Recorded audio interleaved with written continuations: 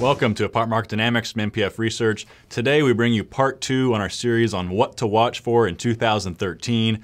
Last time we talked about apartment construction, and today we're going to talk about how do we fill up all of these new units. We're talking about apartment demand. What is the outlook for demand in 2013? And Greg Willett is here to help me dive into this topic. Greg, in 2012, apartment demand in the nation's core 100 markets totaled 112,900 units. That's an okay, but certainly not a spectacular number. It was perhaps held back a little bit by the fact that we just didn't have a whole lot of new supply coming to the market in 2012. And, it may seem contrary to Economics 101, but whenever we have more supply, we tend to see more demand. So the question for 2013 is, we're going to have more supply, so does that mean we're going to have more demand also?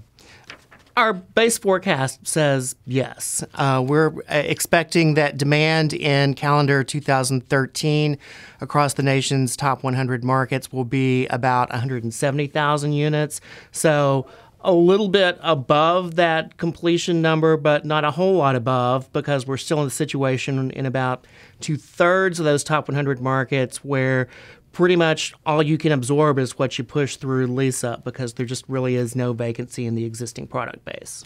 And let's walk through what some of those influences are that get us to that apartment demand number, starting with expectations for the U.S. economy. Employment conditions in our baseline forecast total about 2.1 to 2.2 million jobs added in 2013. And that's up somewhat, but not a whole lot from the 2012 number, which was about 1.8 million jobs created. And most economists are expecting that we got off to a pretty slow start in 2013 before we start to see some pretty significant acceleration in the second half of the year. And we're certainly going to we include that pattern in our forecast. And many experts out there are saying that the for-sale housing market will make a pretty meaningful contribution into overall economic growth. And that would certainly be a big change from what we've seen in the past few years. And that's what I really want to talk about here, Greg. As we lose more renters to purchase, what impact will that have on apartment demand? It's a whole bunch of topics come up with that question there, and I'll echo what you said, is that economists are expecting that some of the general economic growth will come from a comeback in the for-sale sector.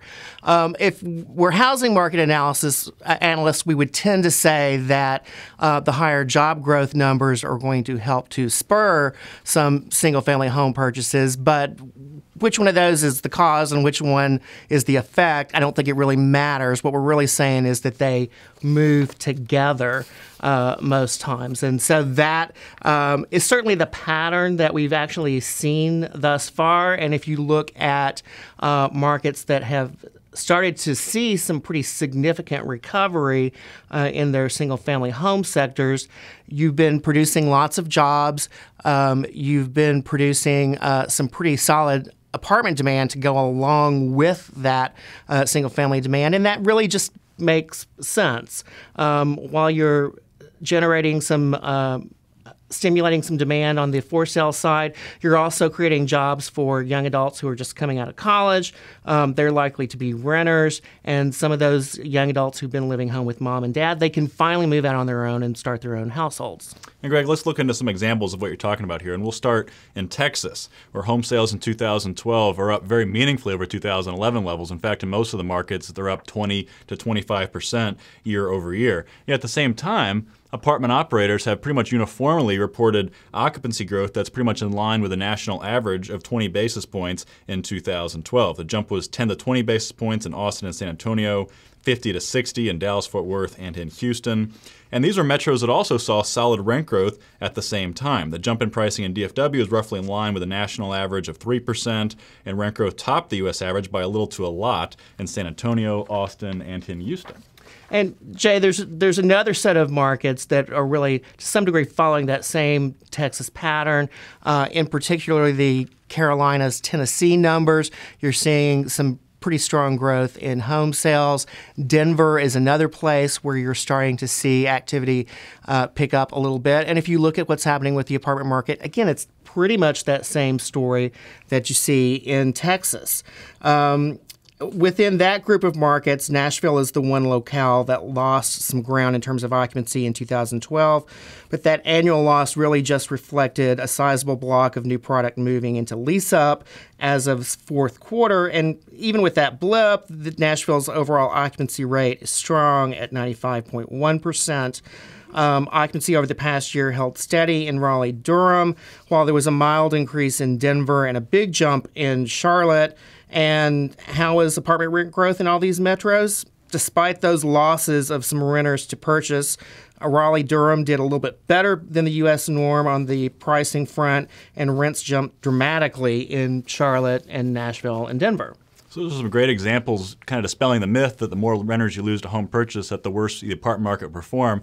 And perhaps another myth that is out there is that most of the people buying homes are coming from apartments, when in fact, a lot of the folks who are buying single-family homes are coming from single-family rental options. And remember, for the apartment industry, especially those in urban core areas, a lot of the apartment base is made up of young singles living by themselves or young couples, and single-family homes, whether they're rentals or for purchase, just aren't the right housing option. And it doesn't matter how that rent-to-buy ratio changes, they're still going to choose apartments if that's the right lifestyle decision for them at that moment. And right now, demographic data is showing that we're having so many more people entering young adulthood who are prime apartment renters, who are certainly more than enough to replace any of those whose lifestyles change enough to go out into the single-family market. So let's recap what we've said in the last couple of videos, this one focusing on the demand side of things, the last one talking about some new supply numbers, and translate that into an occupancy outlook. So what we've said is that demand this year across the top 100 markets probably will come in close to 170,000 units. That compares to about 149,000 units of new supply. So we do think that occupancy actually trends up a little bit more for the U.S. apartment sector, rising 20 basis points for the year, getting to 95.1% as of late 2013. Most of that net growth is really going to come probably at the middle to bottom end of the sector in terms of occupancy. Top end, the number will come down a little bit, really just because at any given point in time, you're going to have new communities that are moving through that initial lease-up process. So if occupancy is up about 20 basis points, that's essentially flat. So for 2013, should we expect a pretty similar rent growth number than we saw in 2012, which was 3%? Again, our baseline forecast says yes there. We're at 3.2% for the expected rent growth number right now. As with the last year, however, operator attitudes are going to come into play a little bit. Your downside risk is to keep occupancy stable. We're going to have to lease a lot more units if there's more renter churn there. And that could make them a little bit conservative on their pricing strategies. On the other hand, there actually is some upside potential there. What we could see is these new units that are coming online lease really, really well. That alleviates some of the concern about the supply wave that's ahead of us.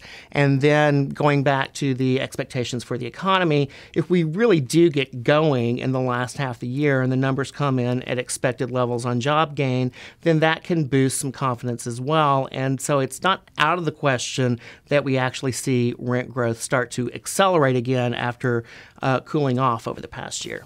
And that bit of discussion on rents is a nice plug for our next video. For part 3 and what to watch for in 2013, we'll take a look at the leaders and laggards for rent growth in 2012, as well as which markets have the most upside potential and the biggest downside risk into 2013. So until then, I'm Jay Parsons, he's Greg Willett. So for MPF Research, thank you for watching Apartment Market Dynamics.